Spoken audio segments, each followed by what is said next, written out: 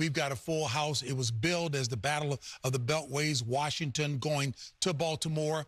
Your thoughts? Lived up to the billing. I thought it really did. I think both these quarterbacks played well. I think it was just a matter to me of the Baltimore Ravens have a much stronger running game. No Brian Robinson Jr. in this game. I think that was a difference in the game. Yeah, you have two teams that are very similar, but what we saw in the Ravens, when they are clicking on all cylinders, they're just tough to beat. I mean, let's give credit to the Commanders for the season that they are having and also being competitive in this one. But when you have them scoring, and I mean them by the Ravens, scoring from every angle, tight ends, wide receivers, Zay Flowers showed up big. And, of course, Derrick Henry and Lamar doing what they do on the ground. They're just a buzzsaw. Yeah, I think Coach alluded to it, the rushing attack. I mean, we knew going in, Baltimore has the #1 rush defense, so Washington was going to have a tough time running the ball. 52 yards isn't going to cut it, 132 for Derrick Henry. But I don't think Washington can be disappointed in Jayden Daniels' performance in that offense. I think that they're a young team still figuring it out, going against a very, very good football team. I think they still leave this game encouraged, even though they don't have the win. Oh, yeah, I'd agree with you. I think that you've gone if you're the Commanders, you have gone toe-to-toe with one of the best football teams in the National Football League. And I remember as a player, 2016, we play the Seattle Seahawks about this time of the year, and we lose 26-24.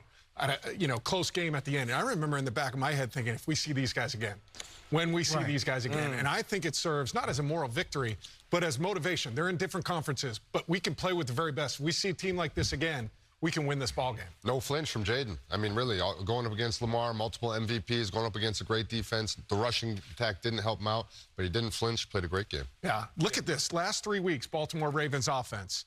61% on third down conversions, 86% red zone touchdown percentage, averaging 7 yards per play. They've been on fire the last 3 weeks. And I think you look at this game again, we talked about the billing of the best game at the 1 o'clock window.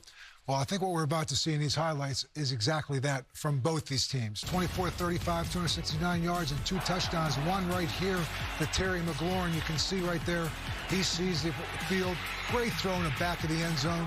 Toe drag swag, but Lamar Jackson in this game, 20-26, 323 yards. Mark Andrews showed up in this game. All the different weapons that they have, and then obviously in the air, and then Derrick Henry, 127 yards. He had 2 rushing touchdowns. That one from 13 yards out, and you see right here, 30-23, Baltimore, and a big win, 4 in a row for Baltimore. Speaking of 4 in a row, they started 0-2. Many people still didn't panic, and they are getting it done rolling right now. After the game, it was our Tracy Wolfson catching up with the MVP candidate, Lamar Jackson. Lamar, you have to like how this team has come together after an 0-2 start. What has been the biggest difference for you guys? Just taking accountability from the MEs. We made a lot of mistakes the first 2 games. That's the NFL. Everything is not perfect, but we just trying to minimize our mistakes and just put points on the board. And that's what we've been doing. Derrick Henry, once again, doing what he does. But you got this done through the air, over 300 yards passing. Zay Flowers came up big. How were you able to exploit this defense? Man, just give my guys an opportunity. Guys were just making guys miss, getting yards after catch. Some guys were popping open from the schemes we were doing. It was just an all-around team effort on my offense. I know the respect that you have for Jayden Daniels, and he has for you. You had a chance to talk a little bit after the game. What did you say to him? I need that jersey. I need that jersey. Yeah, man. But, yeah, man, definitely a great player. He just his, 5th, 6th game in the league, rookie year. The sky's the limit for him. I'm sure he wants your jersey, too. We're going to see. But I'm definitely going to send it to him. All right, thanks a lot. Appreciate you, Tracy. I hear you on that, Lamar. Listen, I need both of those jerseys and signs so I can frame them up because they're going to be worth a lot of money. I love Lamar just being transparent in that moment, talking about the first couple of losses. First loss, they lose by a touchdown. Second loss, they lose by a field goal. The world is panicking. What's going on with the Ravens? Is Lamar Jackson and his team going to continue to struggle? He said, no. It was about the MEs. We took full responsibility and accountability. And here he is. You can just see he's in the rhythm. Zay Flowers showed up big for a squad over the middle of the field.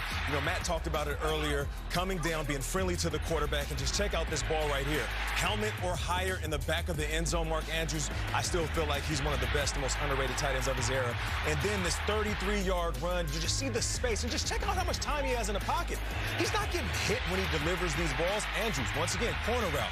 The big fella, moving and grooving. Even though he's an extension of the offensive line, he's still a really good pass catcher. This is the last couple of weeks. Just think about how well this offense is grooving. You got the tight ends that are making plays. Wide receivers are now stepping up and saying, hey, Derrick Henry, you don't need to hold us down all game long. You could take a couple of quarters off and then close it out just like a pitcher in Major League Baseball.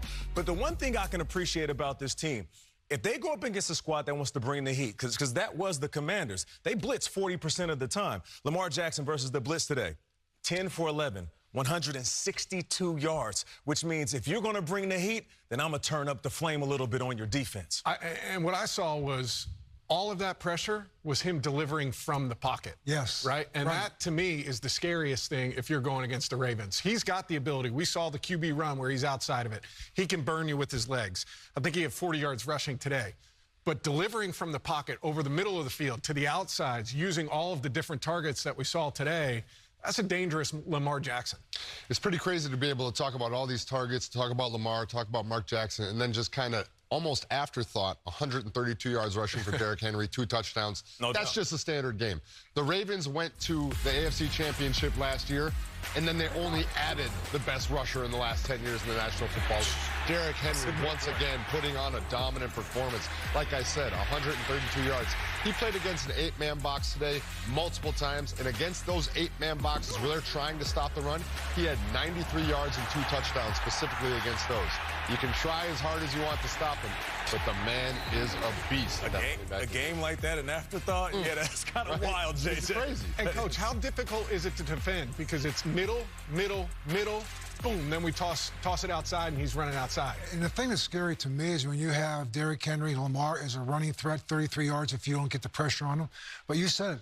He's sitting in that pocket, and he's making throws as a pocket player right now, and he's not afraid to spread it out. There's not a player there that he feels he has to get involved with the game. Let the game come to him. And I'll tell you what, he's doing a great job of managing the game. He's doing a great job of making great decisions. And then what happens when Lamar is sitting back there and fakes that handoff to his running back? Where are the eyes of the defense? The safeties, linebackers, even the cornerbacks. Yeah. They have to peek, sitting there to see if that running back is going to get it. And then once you're peeking, I'm leaving you. That's why this team is so effective. They can do the straight-up traditional run plays. But when they hit you with the play action, the pre-snap movement and alignment, the motions, it just seems like there's just too many things a defense has to account for when this team is clicking on all cylinders. And a shout-out to their offensive line. Because they had some positions that they let go of at the beginning of the year. And he mentioned some mental errors in those first 2 games of the season.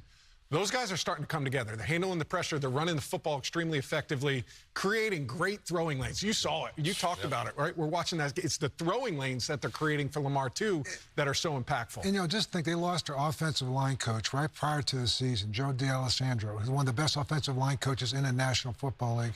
And they talked about playing this season for him.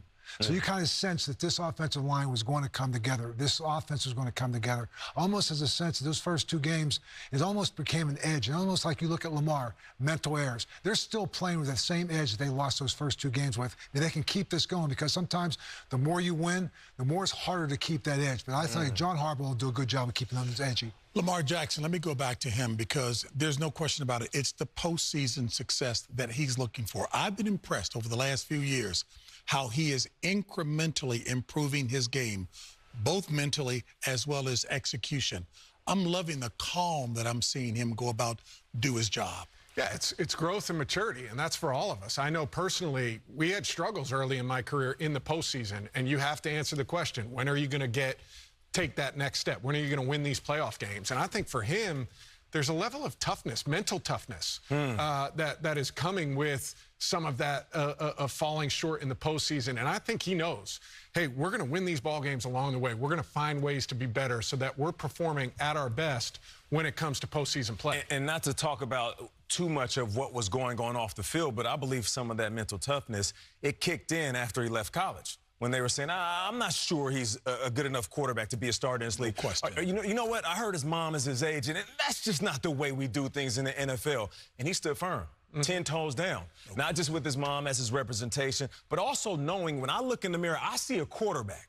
And this game is changing. You said it earlier. You said these guys are dual threats, and this is the future of the NFL. I believe at the quarterback position, you're going to have a little bit of both. You don't have to be as explosive as the 2 quarterback. These guys are elite when it comes to athleticism and arm talent, but you're going to have to be mobile in the pocket moving forward because these defenses, they're getting bigger and faster, and it's just going to make it harder for QBs that can't move like that. And the constant continues to be, Lamar is a beast. No doubt. Period. No Go ahead, doubt. Bill. You run a No, I was going to say, I think as JJ and I were talking about defending these guys, and I think that becomes, you see the maturation, as you talked about, Matt, with him, okay, like he knows he can run when he has to, but he's also developing that next element of what he needs to be, which is very calm in the pocket, take what they're giving you, and I don't have to be the guy that takes the ball all the time, not trying to do too much. He said the one thing that's bothered him most is he still goes back to that Kansas City AFC Championship loss. Yep. And what they did at home. Yep. And he looked at that game, I think that's been with him this entire offseason, and I think he keeps going back to it. He referenced it again before this game and this week.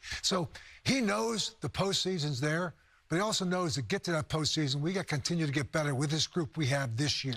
I think when you look at the other side of the ball today, you look at Jayden Daniels, and you think about, okay, at some point, this guy's setting historic numbers already. At some point, you wait to see that rookie break. And we still haven't seen that yet. And I think as it goes along further and further, that's that evidence that starts to point to, okay, Washington has to be extremely happy that they found their franchise guy, and he has yet to crack going 6 weeks into the season. As a team, what does Washington go away from this game with that they can hang a hat on? We're going toe-to-toe with anybody. Yep. I agree.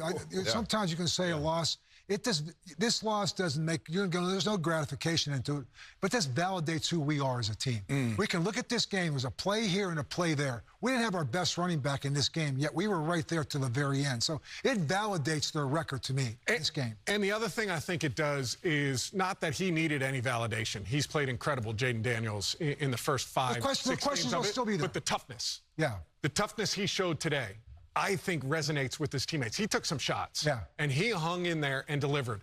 The cover zero throw that he threw the touchdown to Terry McLaurin at the end of, to make it a one-score game there where they're going for it on 4th and 8, to hang in there, to deliver the football where it's supposed to be. That confidence amongst your teammates continues to grow. Him getting up off the ground after taking those hits, I think that brings guys together even more. Listen, there's no moral victories. We're all saying the same thing. Yep. And when we talk to the media after losing to a very good team like the Commanders did, as a player, we're going to say all the right things. You know, we could have had it. Let's give credit, tip our hat to the Ravens. But when we sit back and crack a beer and kick it with each other afterwards, we're talking to each other saying, we're good. We're damn good. We just got to learn how to finish out these games. Now, we won't say it to our coaches. We might not even say it to our wives. And we, for damn sure, not going to say it to the media. But we will say it amongst each other. And know, like, when we face a team like this again, we're going to get this victory because we just fought with the best and lost by a touchdown. Hey, if I'm the coach, I'm saying it to him in the locker room right afterwards. Because I'll tell you, we went to Indianapolis here, we won a championship, and I said, okay, we lost. But you know what? We're going to see these guys again. When we saw them again in the playoffs, we won. It's because you know what? You're right. We did go toe-to-toe, and we fell short today. But you know what? We grew as a team, and we validated this record where we are. Now we have to learn from it and move on.